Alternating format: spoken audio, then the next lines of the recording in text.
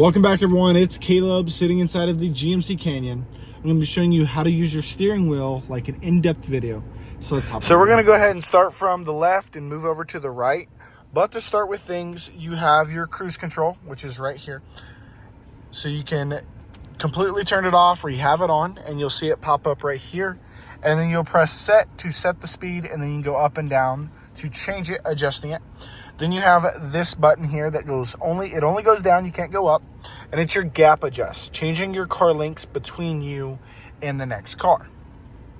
Now we have our stock for our turn signals and our wipers and our high beams, and then you have your spray for your windshield washers.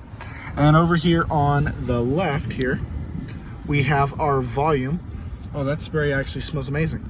Anyway, this is for your different stations. Now on the right, it's the volume, and I'll show you that to you as well. You can click it to go through the different stations that are your pre-saves.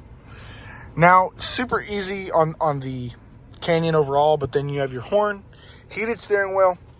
This is so you can talk to your in-vehicle assistant, whether it be your phone or the built-in Google. You can also filter through your different stations, and we have that right here as well. We go through the different sources, and then you can hang up or answer the phone here, and then you click it in to check mark. And then this button here allows you to customize your display screen for your gauge cluster. You have your maps, extra information, and you can customize it however you need. Pretty in-depth. I really like it. I think it's awesome. And then over here to finish it up, this is for your volume, so you can change the volume on that.